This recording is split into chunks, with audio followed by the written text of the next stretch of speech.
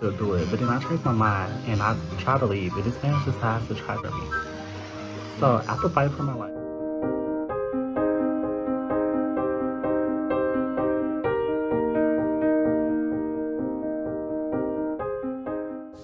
Welcome to Young Black Lives Honored. Be sure to hit the subscribe button and turn on the notification bell so you never miss an upload.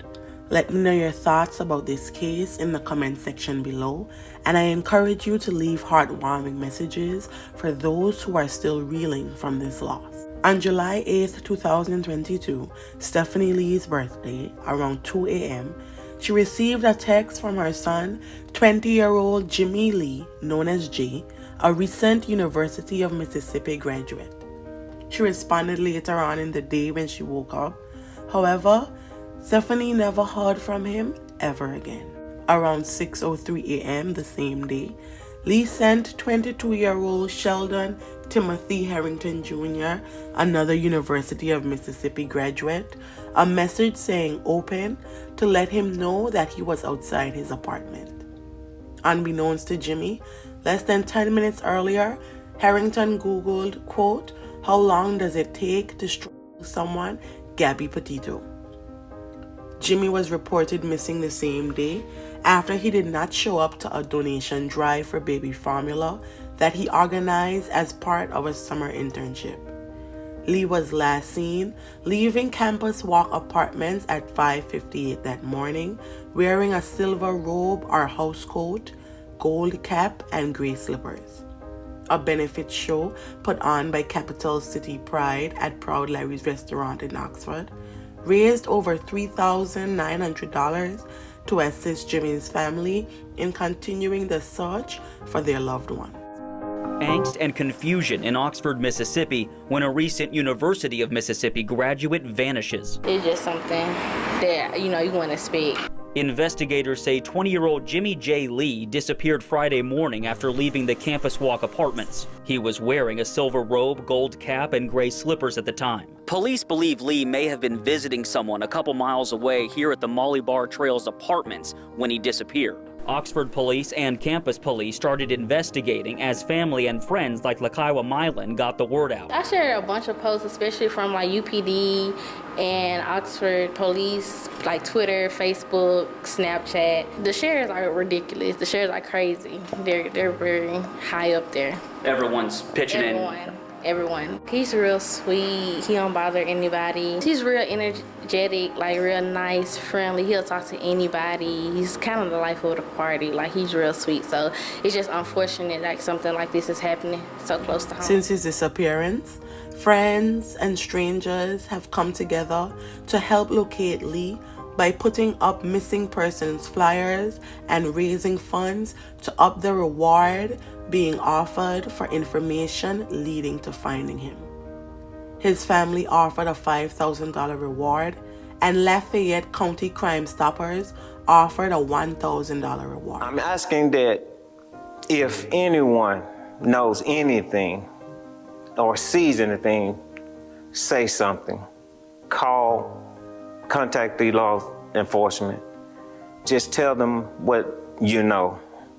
This is my plea, that you help find my child. On July 20th, the Department of Social Work organized a hope rally for Jay Lee so the community could come together in support of Jimmie and his family. This was not a time of sorrow, but instead a celebration of hope. One member mentioned, when you have hope, you have everything. The celebration included speeches from classmates, professors, and a statement from Jay's parents, read by Vice Chancellor of Student Affairs, Charlotte Pegues. There was also a bubble celebration to help Jay find his way back home. The city of Oxford has come together from near and far to show their support in the search for Jay. He was such a sweet individual. He is a very sweet individual. He was always outgoing, and the reason we're doing this tonight is because if it was any one of us, he would be here right now. We're looking for you, man. We're going to find you, and we all really miss you. 2 days later, Oxford police arrested Sheldon after questioning him and obtaining a search warrant to go through his apartment with cadaver dogs. During the interview, he allegedly admitted to investigators that he and Lee had a sexual relationship. Herrington was charged with first-degree fatality. I talked with students on campus today who say they're wondering right now what could have led to this outcome. It's very scary. I just hope, obviously, I hope that he is not actually dead, and I hope that they end up finding him. Today, in a phone conversation I had with the sister of Jay Lee, she told me police told her family that Herrington made a confession to, quote, doing something, but they were also, quote, in the dark about what exactly that something was. Meanwhile, back on Ole Miss campus, Seabrook tells me the entire situation has the LGBT community, which Lee was a big part of, on edge. But know a ton of people that are part of that community, and it's just like, I mean, you literally just get like and hate against just for being who you are. We're not going to play this out in the court of public opinion. We will have our day in court if he's in fact indicted. Right now, he's only been charged. There has not been a grand jury indictment. He's been arrested, and we believe he has been arrested prematurely. A little over a month following Jay's disappearance, Oxford and University police departments posted to social media that based on information collected, they believe the crime was an isolated incident stemming from the relationship between the individuals. During Sheldon's initial court appearance, the courtroom was packed full of family and supporters on both sides. Outside the courthouse, Jimmie's supporters and classmates held a rally to show their support. What I can tell you about Timothy is that he is currently being charged for my friend's murder. That's all that I can tell you. I can't tell you or give you anything about his character because none of that is really relevant to this. You don't know who people are behind closed doors. We just hope that God does his work and we get justice. On August 9th, 2022, Herrington appeared before Lafayette County Circuit Judge Gray Tollison for what turned out to be a 5-hour hearing. More information was revealed regarding Lee's disappearance. Stephanie, Lee's mom, took the witness stand first. Emotionally, she recounted the day her son went missing. Though his body has not been found as of this video, she said she believed her son was gone. Stephanie described him as a dependable and trustworthy man. Ryan Baker, a detective with the Oxford Police Department, testified that he believed Herrington was the last person to see Jay alive. In court, he read the final conversation obtained by law enforcement between the two on Snapchat when they talked about hooking up. Lee and Herrington regularly communicated on Snapchat after they'd previously gotten into an argument, causing Lee to block Herrington from the other social media sites. The detective said Herrington then created another account and continued to message Lee.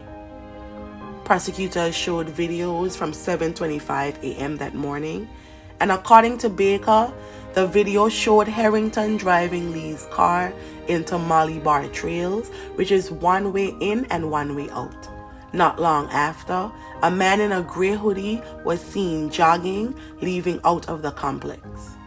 Law enforcement believed that Herrington tried to stage the fatality by driving Lee's car to the other complex to make it seem like that was the last place he had visited. Soon after, surveillance footage showed Herrington flagging someone down for a ride at a nearby gas station. Baker said that person was someone who recognized Herrington and offered to give him a ride home. Jimmie's car, a 2014 black Ford Fusion with a gold racing stripe down the middle of the hood and a license plate which read J. Lee 1, was found 3 days later at a towing company after it was removed from the Molly Bar Trails apartment complex. As the investigation continued, cadaver dogs picked up a gone body scent inside Herrington's apartment, as well as inside his SUV and work truck. Additionally, they found strands of blonde hair inside Herrington's SUV, and it was noted that Lee's hair had been blonde at the time. Additionally, the state introduced evidence that on July 7th, hours before they believe Jay Lee's life ended, Herrington Googled international flights from Dallas to Singapore. The search for Lee extended into Grenada County because that is where Herrington's family resides, and surveillance video showed Herrington near his parents' home on the day Lee disappeared. Assistant District Attorney Tiffany Kilpatrick presented photos to the court, which she said showed the suspect in his moving truck with what she said were gardening tools, shovels, and a wheelbarrow. The ADA said the picture was taken from a surveillance camera that same day in Grenada County, which is where Herrington is originally from. It was assumed that he went to dispose of Lee's body afterward. The district attorney's office also shared that they believed Herrington feared being outed. Defense attorneys contradicted those claims and said there was no physical evidence connecting Herrington to the crime, continuously reminding the court that no body has been found. Prosecutors pressed for no bond because they believed Sheldon was a danger to the community and a flight risk. During the hearing, Judge Tollison denied Sheldon's bond and he sat motionless following the ruling. A murderer is not on the streets and not going to be on the streets. Taylor Harry, the sister of Jimmie J. Lee, is grateful bond has been denied for Sheldon Herrington. And the fact that they didn't give him a bond is truly an honor, and it's a great feeling. Herrington's brother, Tevin Coleman, sat down with the media for an exclusive interview in which he said he believed his brother was innocent. Tonight, I spoke exclusively with Herrington's brother, who says he speaks to Tim every chance that he gets and says he's more convinced now than ever that police got it wrong. Do you think that your brother killed Jay Lee? I do not think my brother killed Jay Lee. The reason why I think that he didn't kill Jay Lee is based upon the person that I've known for the last 22 years. Tevin Coleman standing by his brother's side, saying the picture painted of the 22-year-old Ole Miss graduate during the preliminary hearing wasn't the true Tim that he knows. He says his brother is a caring person with a heart for people, volunteering at his church, a member of multiple organizations at his alma mater, with a bright life that he was looking forward to, pointing out the fact his brother traveled to Miami for a business conference days after Oxford police say the crime took place. This, for the Herrington family, doesn't add up to the warm man they know and love. So we're not talking about someone that has a criminal past. We're not talking about someone that's a 2-time, 3-time, or 1-time felon, or that has a speeding ticket on their record, right? We're speaking of someone of high character, and so that's why I'm here. At the bond hearing for Herrington, the state introduced evidence that on July 7th, hours before they believed Jay Lee was murdered, Tim Herrington Googled international flights from Dallas to Singapore. Coleman believes this was used heavily to paint his brother as a flight risk. But as a family who has taken multiple domestic and international trips throughout the years, this online search shows his brother was wanderlusting, not planning a quick getaway while premeditating a murder. You know, based upon what we're seeing, is it fair for him to continually be denied a bond? In October 2022, Sheldon filed a wrongful imprisonment lawsuit against the Lafayette County Sheriff, saying there was not enough evidence warranting him being held without bond in jail. His lawyers referenced Mississippi law, saying there was no evident proof or great presumption that Sheldon committed the crime, and since he had no prior criminal record, it was a violation of such. According to the filing, a Lafayette grand jury did not indict Herrington on any charge related to Lee's passing when they convened in August. However, the Lafayette County Courthouse confirmed to media sources that the case had not yet gone before a grand jury at the time. Legal experts clarified that a grand jury simply not hearing a case was not the same scenario as a failure to indict. 1 month following the filing, Sheldon was released on a $250,000 bond after his defense team reached an agreement with DA Ben Creekmore.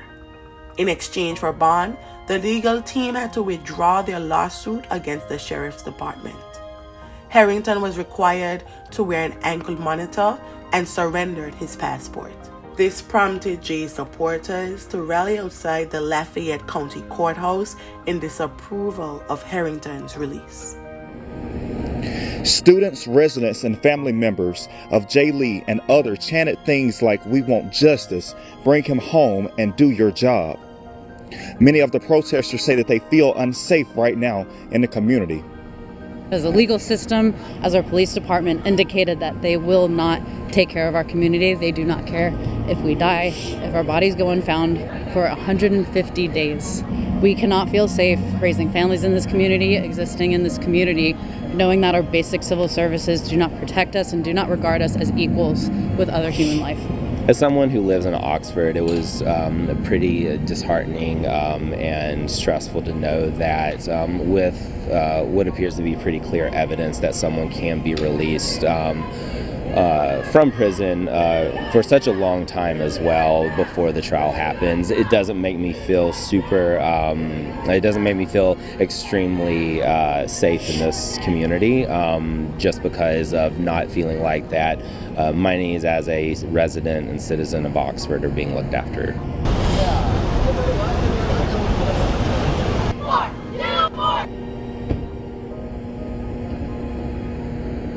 Protesters told me that the family wasn't notified about Herrington being released. Back in January 2022, Lee took to TikTok to tell his followers about a nightmare he had in which a man attempted to unalive him. Okay, this is my third time recording this video. So anyways, you know how Mercury retrograde is in effect, right? Yeah, it's the time period where things start happening, where people start coming back to your life, all that good stuff. So, last night I had a dream that I hooked up with an old speaker link that I haven't hooked up with since summer 2020. Random one-time thing done and done. Like, why would I have a random dream about this person? Okay, you got me. So in a dream, I agreed to hook up with him. We get there, there's another person there, which is weird because I don't do those type of things for other people. Somehow I decided to still do it, but then I changed my mind and I tried to leave, but this man decides to try to murder me. So after fighting for my life, blah, blah, blah, I wake up, I go about my day. So during the middle of the day, I get a text from that fucking sneaky link. So I think nothing of it until now when I'm processing it all and I start talking on Twitter. It's also important to know that I did a love spell last night. Am I okay? Jay was described as an open, confident person who broke barriers for UM's LGBTQ community and was drawn to social work because he wanted to help people. He had just graduated with a bachelor's degree in social work and was already accepted to pursue his master's in fall 2022. As of this video, unfortunately, his body has not been found. May the family and friends of Jimmie J. Lee find solace in the happy memories, and if he has passed, may his body be found so that his family can receive at least that portion of closure, and may his soul rest in perpetual peace. Thank you.